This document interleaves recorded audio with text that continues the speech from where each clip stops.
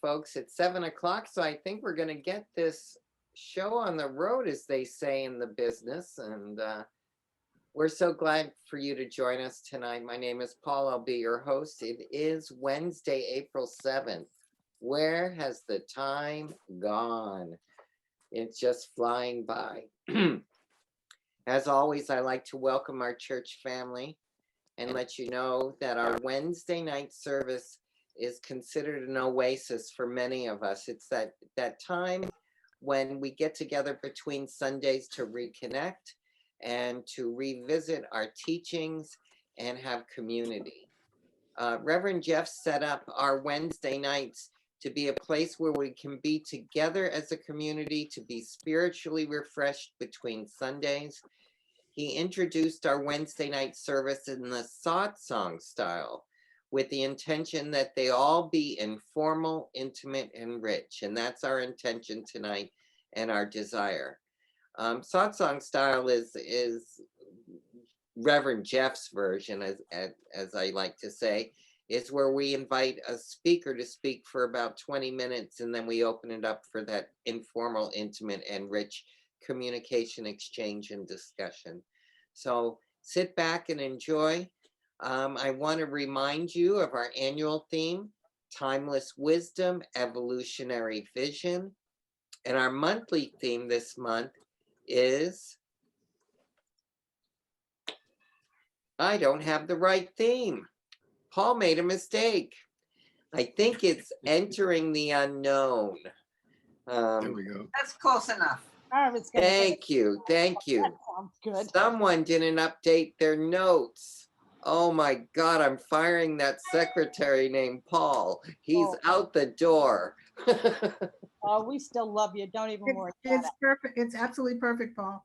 Okay, entering into the unknown. See, I just went there. I will update it by next week. I don't think we're recognizing anything special this month, so we're going to recognize each other, regardless of who and how we appear. We welcome you. I also want to welcome our new people. I know that Eric is a friend of Sage that's here tonight. I don't know who else has joined us in the last few minutes, but if you're new, stay tuned in the announcements. I'll tell you a way that you can stay better connected with us.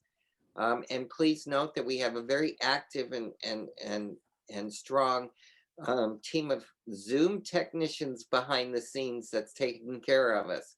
And one of the things that we encourage you to do as we move into the program is to close your microphone and your camera. Shut those down. If not, the Zoom team will do it for you. And that's only, so you know, to improve the quality of the transmission. It helps us have more bandwidth when our speakers speak and our presentation begins. So with that in mind, it is time to start. I would like to flip this around a little bit tonight and let you know that we have two folks speaking tonight and presenting for us. And it's practitioner Bonnie Gonzalez and practitioner Constance Chapman, and a little bit about each of them. Bonnie just returned to the Bay Area to visit her spiritual home, I'll say. She has a new home in Ireland, and she's been communicating with us from across the pond, as we say.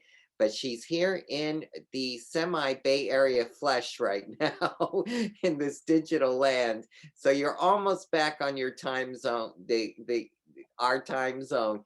She's got a little bit of jet lag, but that's not going to deter her. She's also one of the co-hosts of the Noontime Spiritual Journey, which you'll hear about more when I do the announcements. And she's also from our newest class of graduated practitioners. We're delighted to have you co-speak with the one and only Constance Chapman. She acts as our administrative coordinator. She keeps us going through this whole digital time frame. And even when we're not in digital, in the physical, she's the go-to for everything. She keeps the church running. She's also a co-host of the Noontime Spiritual Journey, and she's a seasoned practitioner with many years of service to Oakland Center. So with that in mind, I believe, Bonnie, you're going to open us up in prayer, and then you two are going to start the event for us. And they're going to be speaking to stepping into the unknown of heartbreak and heart opening. So, Bonnie, I turn it over to you. All righty, Constance, am I going here with prayer? Do you want me to go, girl? Yeah, go and then I'll finish up. All righty, let's just, let's bring our attention to right now and right this moment, to this moment. And let's just know in this moment that there is only one power, one presence, one essence, and that power and presence is love. Love is the most powerful thing there is. Love is everywhere. There is no spot that it's not. Love is in the breath that we breathe. Love is in the pause of breath. Love is our heart beating. Love is all around. Love is creative, wholesome, uplifting. This love is all that is good. This love is merciful and kind. This love comforts and holds and soothes and brings all that is necessary in any moment. This love is there and available. This love is God. I know I, Bonnie, am made of this God stuff, and so is each and every one of my beloveds here today. Is this love radiating and shining just where you are, just as you are. And I speak my word for our time together tonight. I know that it is divinely guided and orchestrated and perfect in its essence of bringing understanding, bringing comfort in our time of grief, creating for each and every one of us a space, a holder, a container that is so sacred and so loving and so filled with comfort. All one has to do is just dip into that. You can dip in with just a finger, or you can immerse your entire body in this loving energy that is the divine Holy Spirit of God.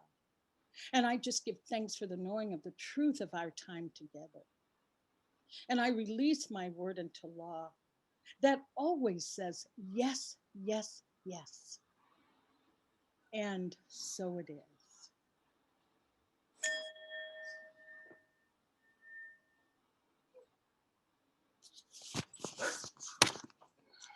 So I'm gonna start tonight, and then well, Bonnie already started us actually. I just want to tell you, get a little backstory about how we both ended up here on this screen.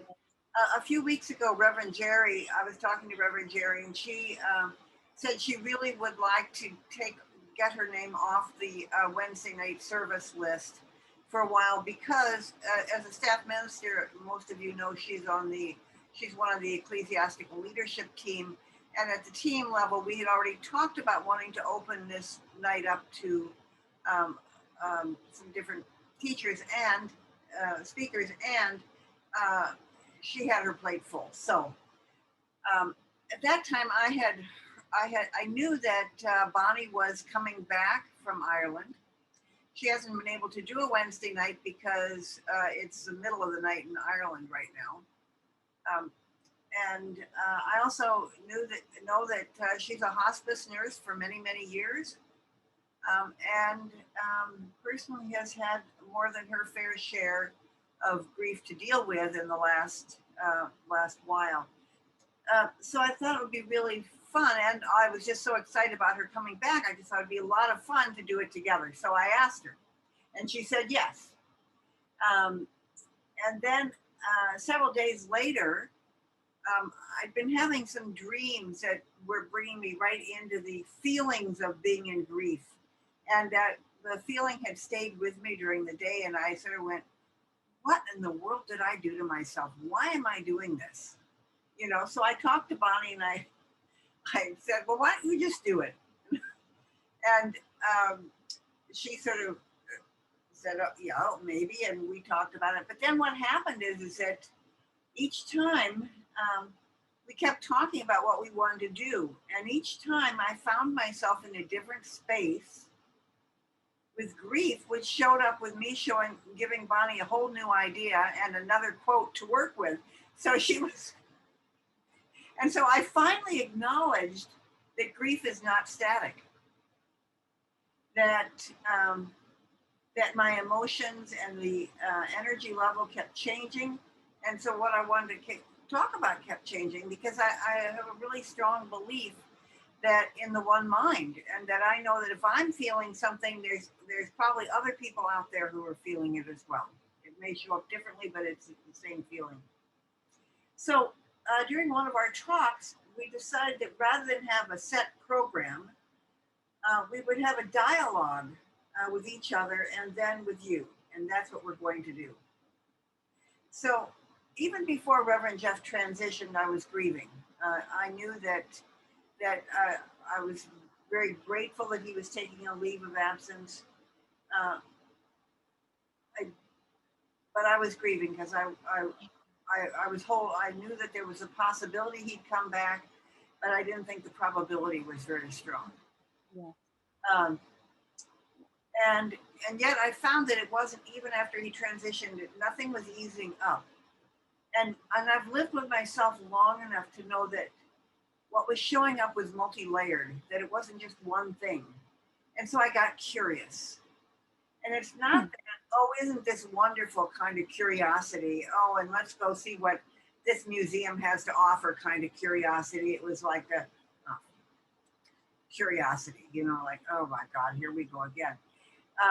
And so my go-to spiritual practice with things of this magnitude is to go and see my practitioner, because I want someone that I can talk to and sort of help myself get to whatever it is that belief is that I need to let go of.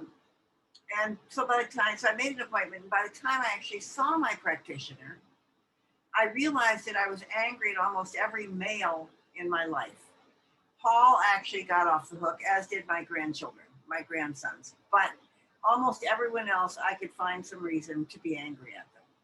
So I knew that this was really multi-layered, and it was much deeper than Reverend Jeff transitioning, and had to do with something that had something to do with a belief involving men.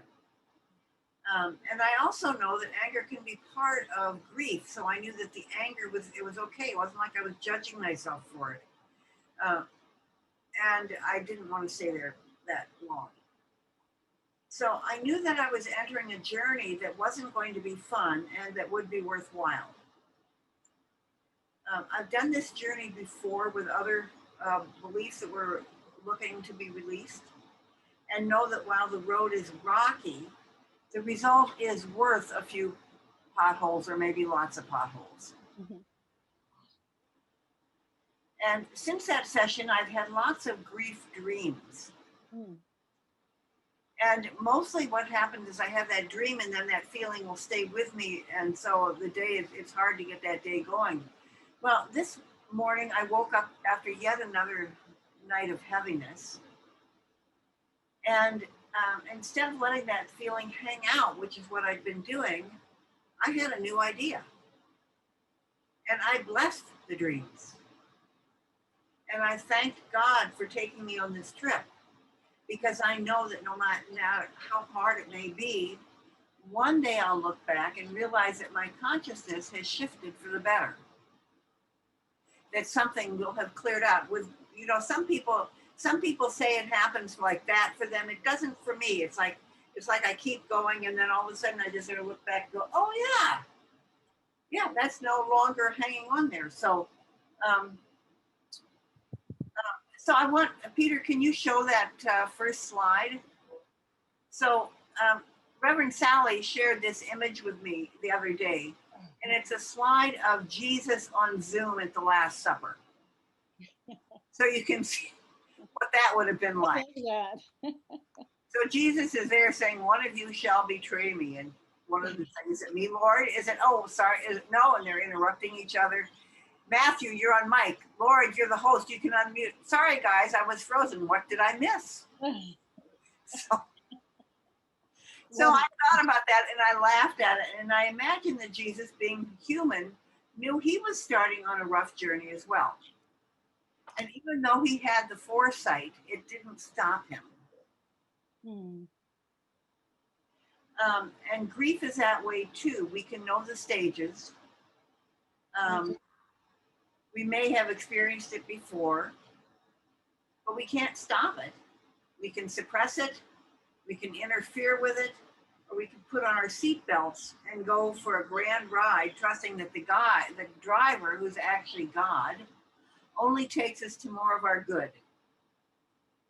And one of the reasons that now it's easier for me to go on these journeys is because I really do know and believe in that God is good, and that there is absolutely nothing to be healed, only to be revealed. And so I found this quote, yet another one of the quotes that I threw at Bonnie at the last minute, by Carolyn Miss. And Peter, if you want to bring that up, I'll read it. That acts of betrayal, and I'm going to use the word grief here. So acts of betrayal or grief are meant to teach us that we cannot control life according to our fears. We need to fail at creating a perfectly safe and controlled world for ourselves, because experiences of betrayal and or failure and of grief are the means through which we are forced to examine the limits of our dependence on the rational order of the physical world.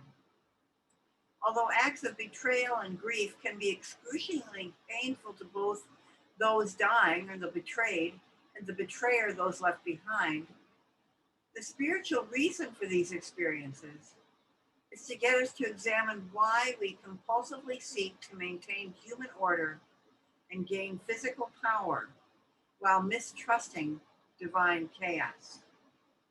So then that led me to look at, okay, well, what does chaos mean? Because we think of chaos as disorder, as, my living room when I haven't cleaned it up for quite a while, that kind of thing. So I looked at the origins of the word chaos. And the origins of chaos from an older version of Genesis is the void at the beginning of creation, the confused, formless, elementary state of the universe. And if we take out that word confused, what we're talking about is we're talking about God. That divine chaos is God itself. So yet we're really afraid of moving into it and allowing ourselves to step into that unknown, because we're afraid that chaos, at least I am sometimes, I'm really afraid that it's going to take over. And so with the experiences that have been going on for me, the following questions have come up for me, and we'll come back to these later. So what am I to learn from this grief experience? What are these beliefs that are bubbling up, ready to be released? And how is my life showing up now? What have I been attracting into my life that I'm ready to let go? And Bonnie was talking about that in terms of the if I want to look at my life now, it's based on the beliefs, the thoughts that I've been having in the past.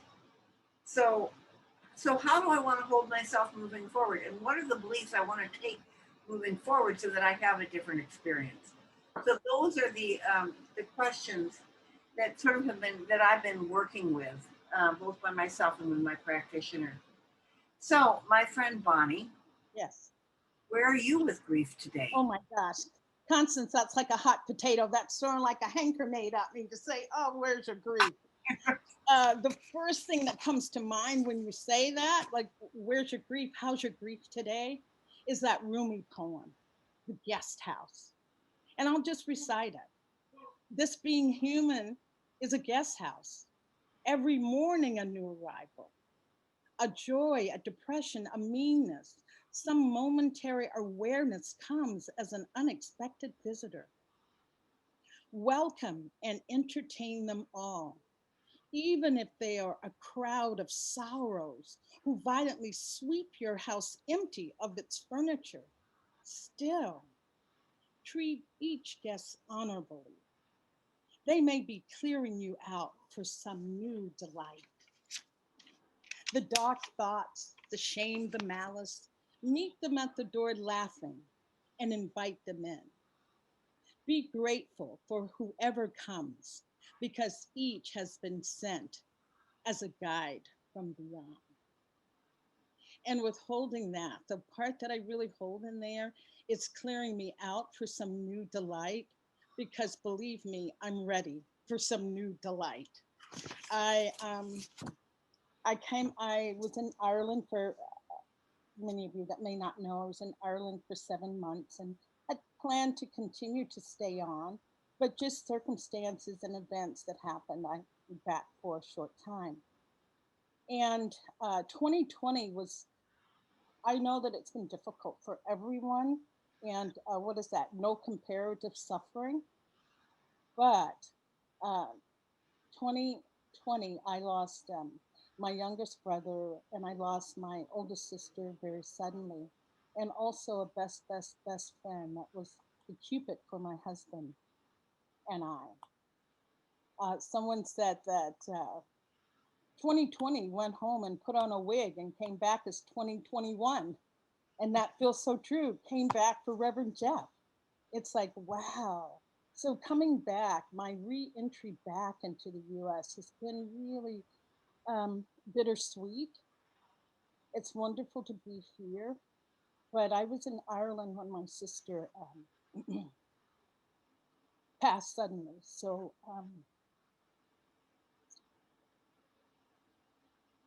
when I arrived on Friday, I saw a truck that looked like my brother's truck. I saw, I had to pass the convalescent home that my sister died in.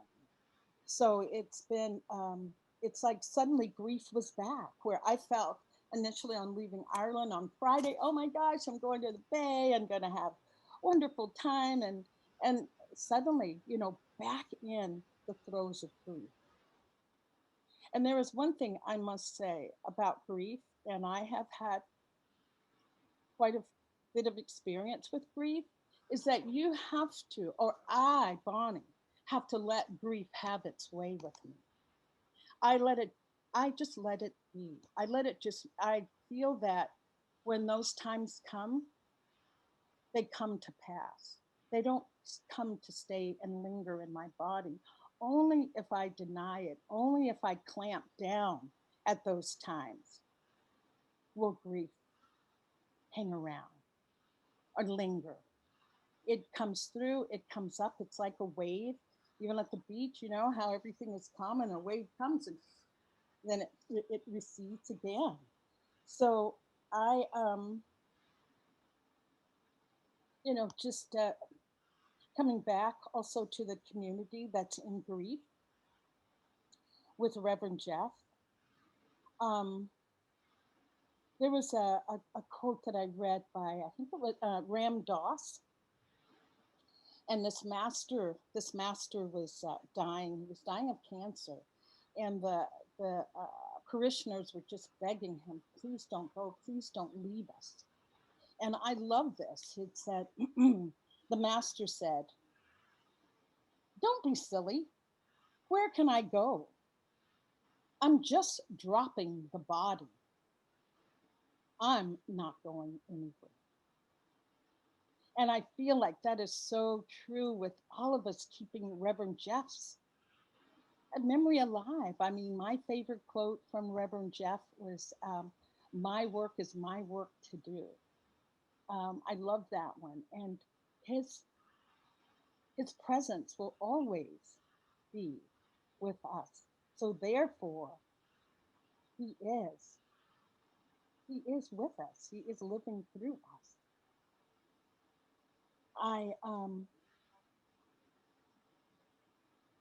yesterday I was telling Constance that I was just feeling really sad about my life, just really feeling sad that there's been so much loss lately. And I let that sadness stay. I just let it linger. I didn't try to do anything, like go, oh, what's that retail therapy? Like go on Amazon and I can have whatever I want in like 24 hours. I did not resort to retail therapy. And so last night I had a dream about my sister, the one that died suddenly in December. It was the first time that I talked to her. She looked just beautiful, just beautiful. Her hair was just gorgeous. It was in a natural hairdo, and I just looked at her and I told her, "Oh," I called her Cookie. I said, "Cookie, you look so pretty. You look so pretty."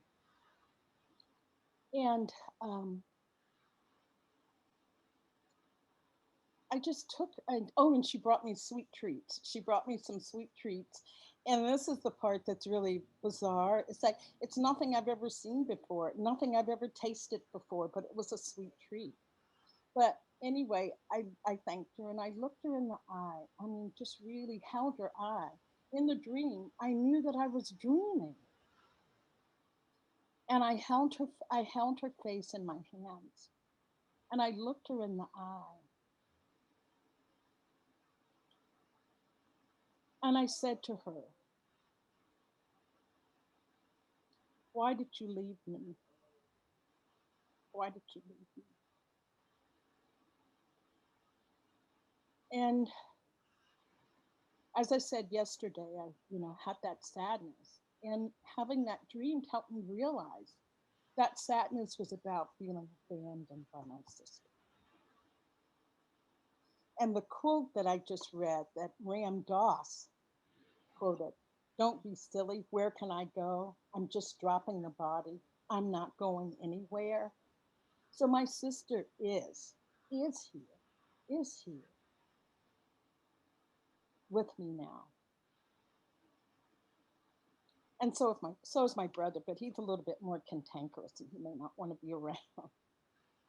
There's I'm not Jewish, I'm not trying to, co-opt anyone's religion, but there is a practice that I read in our comm group on Sunday about in that tradition that that one's life does not really begin until they die, because it's the memories that they live on through. And what I want to, let me just take a minute with all that I've said here, that this grief is painful. Grief is painful. And I just want to read, excuse me, something around that about making peace with pain. It says, okay, what you ask, have a relationship with pain?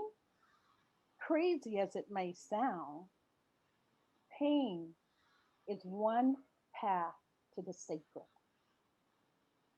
The sacred is that which is holy.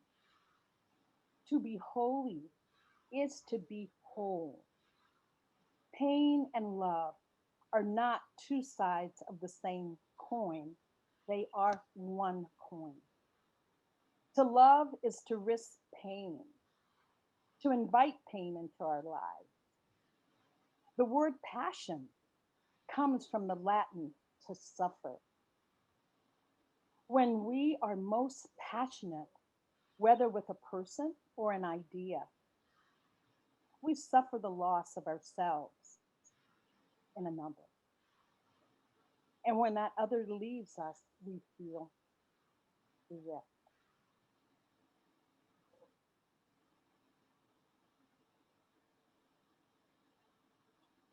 So, yes, pain is a way to the sacred. And I just want to say that I don't know if there's a slide coming up, but I was going to just, oh gosh, kind of wrap it up a little bit to say that in all of my experiences with death and dying, grief and loss, as Constance says, I've been a hospice nurse for a long time and a nurse that worked in ICU. I've witnessed a lot of death, and death is a part of life. You can't, nobody gets out alive. So each death that I encounter or experience brings me back to myself, brings me back to me. And there is a slide. Yeah, that's what I thought. Okay. If you can bring up that slide.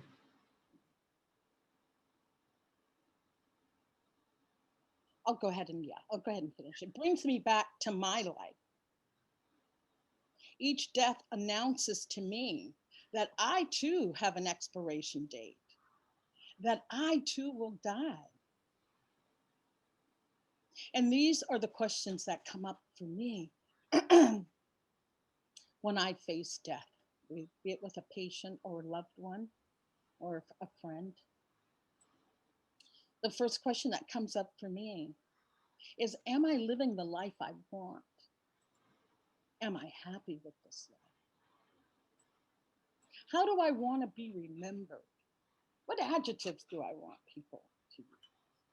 That Bonnie, man, she was a pistol. She was a little rough around the edges. Or, oh, she was a wonderful person, kind-hearted and loving. What is my legacy? What do I want my legacy to be? And am I on that path? What needs to change? What needs to change in order that I may fulfill my legacy? These are the questions that come up for me in dealing with death and loss. And Constance, I don't know if you want to share yours, or the idea here is that we would go into breakout groups and with a partner discuss any of the question that speaks to you. And if you have a question that comes up when you're encountering death, that would be great. You could put it in the chat. Constance, I'm going to take the liberty and read your question. Okay. That's fine. I put them in the chat. Oh, good. Okay. What am I to learn from this grief experience? Are there beliefs bubbling up, ready to be released? How is my life showing up now? What am I attracting into my life that I am ready to let go? How do I want to hold myself moving forward? So if Peggy, I believe you're doing the breakout groups. Constance, was there anything you wanted to add? No, I don't think so. So there's lots of questions there, but you don't have to do any of them, or you certainly don't have to get through them all. Yeah. But we each have our own experiences of grief, and they bring up different things for each of us, because we know that there's unity, but there's not uniformity as well. Yeah. So you're gonna have 10 minutes in the breakout rooms to talk with your partner about grief, and then we'll come back and take a few shares. So Peggy, when you're ready to open the breakout rooms and everyone can transport themselves. Okay, I'm going to open them up right now. Like to share anything about what happened in your any insights or any other questions that came up for you?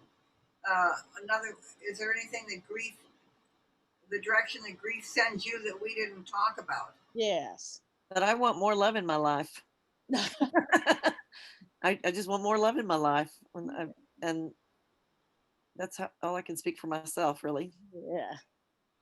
Don't we all, man? Just a little bit of love. A lot of love. That's something that I've been discovering recently, that I'm.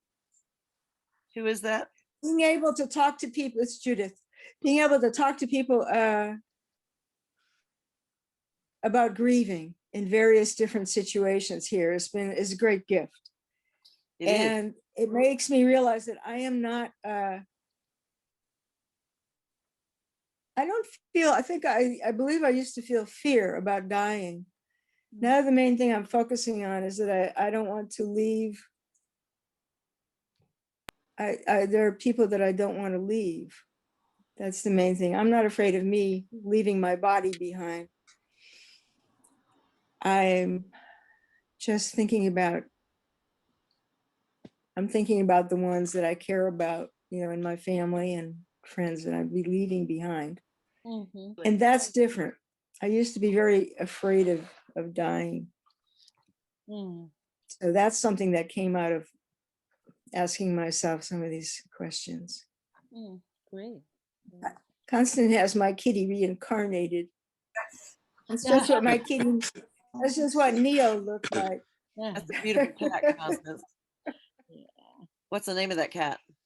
This one is Freeway. Of course. Figure that out. I found her on the side of the 580, and she My God. was so small. She was in my hand. She still had blue eyes. I do remember that story. I see. Is Krista? Are you raising? Krista, are you going to call on Krista? She's available. Yeah. Well, she had put something in the chat, and call on her. Call on her. So Krista, and then Robin. Thank you. Yeah, I just was saying that I like the questions that you all had as well, but one of the things that comes up for me with things like this is, am I showing up in the world the way I want to be showing up? Am I showing up for others in the way that I really want to, in a mindful way? So that's just something that I look at during these times. And as I look at it, of course, there's more I can do. There's improvements there that I can make. Thank you. Yeah, thank you. Well, one of the many quotes that I found that I threw at Bonnie in this last week is one by Sister Rebecca Shanas. And she says, things are forever changing. And I have found that in these journeys of transition, when endings are done well, beginnings are much more peaceful. Change, and that's all in caps, is actually a beautiful acronym, a chance to have a new God experience. That's beautiful. Yeah, and it got me thinking, about what is a good ending? Can you please type that in the chat? Yeah. Okay. Love that. Yeah. What's a good ending? Yeah, what is it? What makes a good ending? Love. The answer is love. That's right. That's all that matters in the long run. Is to have loved and be love. I believe. Because you can't take anything else with you, but you can take love with you. If you can be love.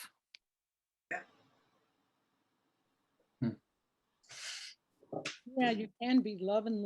I like that, Maggie. May I say something? Sure. That happened to me last week. You know, I go over to an 83-year-old woman's house almost every day and hug her. And she needs that, and I need that. And she's a former nurse. And she's an alcoholic, and she's not always friendly.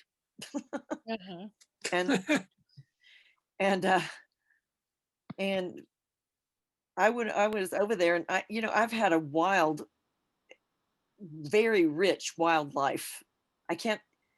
She doesn't believe my stories. I have a lot of stories. I'm sorry, that's really big. My face looks too big. She doesn't believe my stories. And I was telling her something, and she's like, oh, and I said something, it was something where I put myself in a positive light. And she said,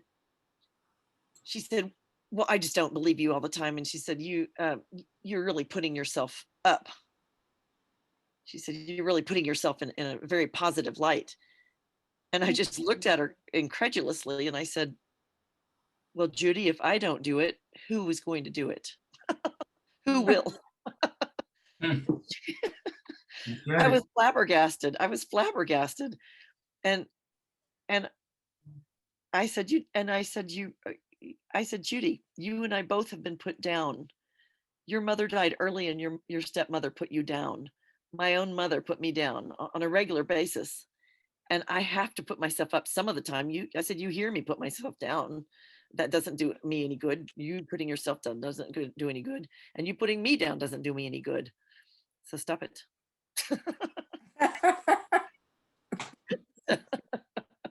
She apologized, but I stayed away for a couple days because I didn't want to be around that.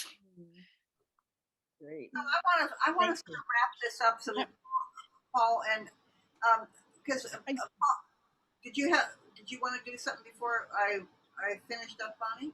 Oh no, I just found this on grief, and I just want to read this and see if it resonates with anyone, or just a way to end.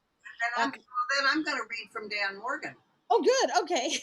Well, then you'll have the last word. Okay. Okay. The landscape of grief is also the reminiscent of Alice falling down the rabbit hole.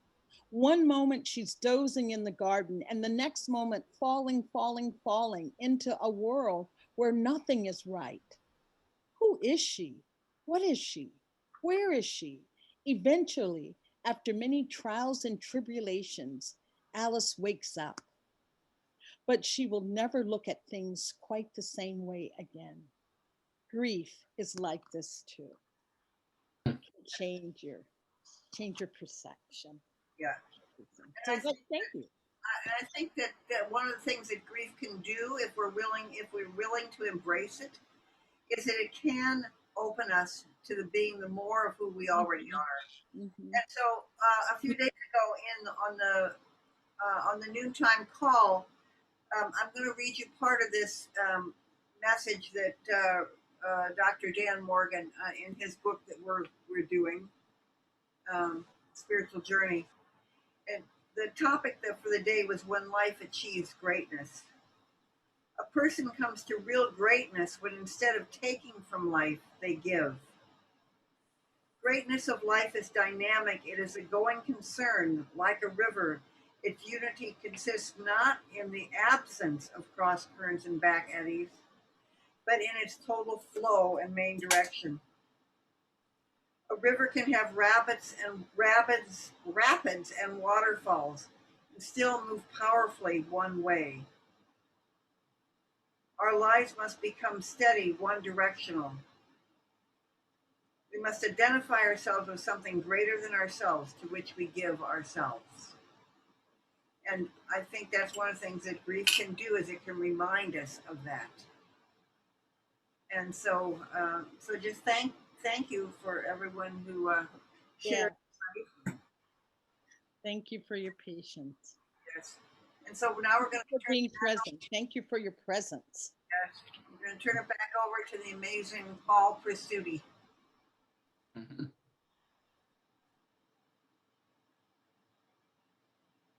You're muted, Sir Paul. Or Reverend Paul, you're muted. There you go. I know it's only Zoom can mute me, right? Zoom and Peggy Cotton. That's the only people that can mute me. I'm innocent this time. Of spiritual celebration, let's thank our very gifted hosts as we can. Either hands clapping or thumbs ups, or Constance and Bonnie. Thank you so much for the inquiry, the opportunity to look at the bump in the road on this very smooth path that I live on, and realize when that bump comes, I can ask some of these questions like, oh, what was that? You know? Or even better, who was that? I love that, Paul. Who did I run over? Yeah, exactly.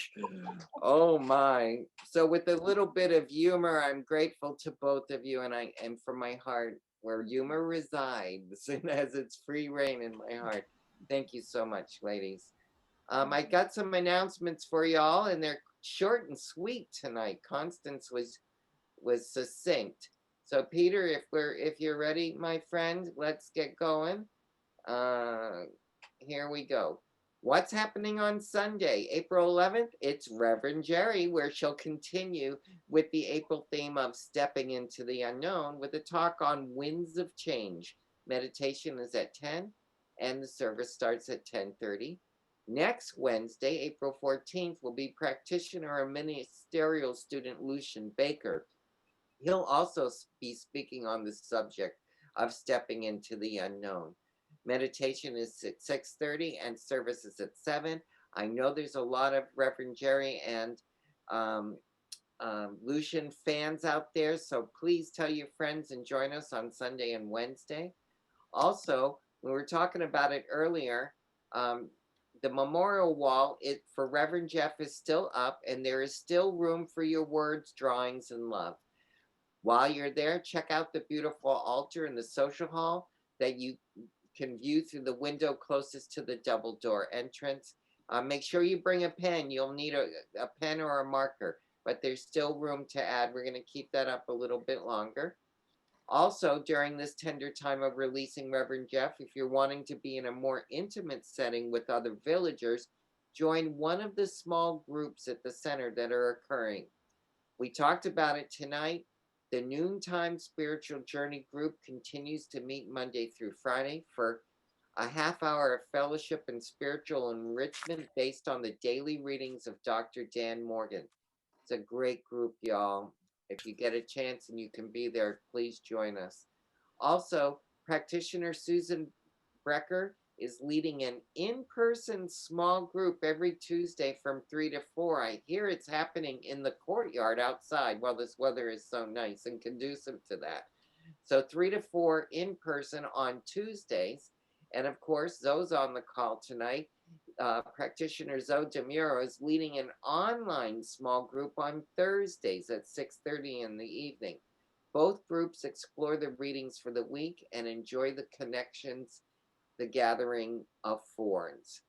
Information for all of these groups are on the events page of the website. Make sure to sign up for Recline and Deep Relaxation. This hour-long event is in honor of our Reverend Jeff and of our village as we make our way forward in our greatest yet to be. All the details about what is involved are on the events page of the website. All love donations that are collected from this event are going to the Center for Spiritual Living's Teen Camp Capital Fund in Reverend Jeff's name. You know, the teen camp and teen development was huge in Reverend Jeff's ministry and expanded under it. So please know that those donations will go to the Spiritual Living Teen Camp Capital Fund in Reverend Jeff's name. Check the Village News for more information on this fund. Now, also, don't forget to check out our Facebook page and give us a like, if you will. Just know that everything that's happening happens through oaklandcsl.org. It's our information central for all of our center's digital activities as we shelter in place with grace. We know opening is starting gradually and safely with the outdoor group, so we know it's coming. Also, you can check out our village Facebook group through the website, as well as our YouTube channel where you can see Wednesday and Sunday services and special messages. I said earlier, if you're joining us for the first time, you can stay connected with us through the Village News. You can use our homepage of our website to sign up by submitting your email. It's on the lower left-hand side of the page. And if you submit your email address, Constance will see that you get the next issue. It comes out once a week, and it tells you what's going on for the week. I want to thank all the folks that made this service possible, the behind-the-scenes Zoom team led by the fabulous Peggy Cotton, supported by Peter Gubb, Alice Herndon, Sage, and I think that's our team. So for tonight, thank you so much, you all. Paul? Bonnie wants to say something, Paul. Oh, Don't Bonnie. forget Peggy Cotton. Oh, I'll she- say her right up front, Peggy Cotton. I just wanted to add, and I thought this was important, that don't do grief alone. Whatever you do, please reach out. Please reach out. OCSL has practitioners. We have our calm group. You just reach out. There's even a 30-minute free practitioner session that you can take advantage of. Just don't do grief alone. Just don't do grief alone. Reach out. Reach out. And the Ministry of Prayer, and Dorothy, you can Yes. speak to this if you wish about your hotline you can call into, right? Is she Dorothy- there? Maybe she's not there. she She's might be- there. Oh, she is? Her mic is there and her camera's there. She might have Okay. stepped away. Yeah. Well, I know that we have a phone number published on the website that you can call the Ministry of Prayer Yes, and leave yes. a message. And Yeah. there is still a prayer on the prayer line. So if you want to hear a prayer, you can also call and listen to a prayer and leave a message if you like. Thank you for that, Dorothy. Thank you. And I believe Know on our that website, support is here. God, what would we do without Dorothy Mendez and the prayer warriors? That's what I call them. They're just the best. Always comforting, always holding our best interests in the highest ways. So Dorothy, thank you for all of that. And I know there's practitioners that are offering free sessions, and they're listed on the website as well. So there is an opportunity to share your grief with someone that can listen. And I think listening, like Constance did with me today, helps along when a bump comes up and disturbs our life a little bit. Thank God for our practitioners. Thank God for our village. Thank God for all of you. I'm so grateful you choose to be with us. You could have been anywhere else tonight and you chose to be with us, so thank you. Yeah. With that in mind, I want to do a quick offering and hold up my digital collection bowl, and I pass it from cube to cube and receive your offering. As we say, this gift I give is God in action. It does good work in the world and blesses creation. So by contributing to the Oakland Center, we can continue to host these events free of charge and keep our center abundant and financially stable, the lights on, the staff paid, the courtyard cleaned by the janitor and our hired gardener staff that comes and blows out all the leaves once a week for us. We're so grateful for your contribution, and I accept it. Bless it, receive it, accept it, and release it, knowing that it's doing good work in the world for a world that works better for all of us.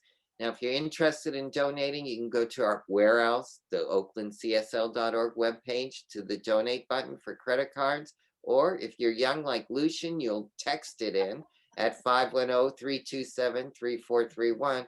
Or you can also send a check in to the address listed on the website. So I'm grateful in big ways, for Wednesday night service, for the noontime group, for Sunday service, for the calm group, for all the different avenues and venues, the new small groups, opportunities for us to gather and meet, exchange and share and learn together. I think that's the biggest message. Oakland Center is a teaching chapter of the Centers for Spiritual Living officially, and that's what we do.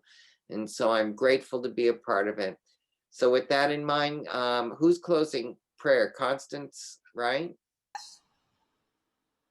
Yes. Yes. Okay, we're ready for closing prayer unless Miss Peggy says we ain't done. It's Constance.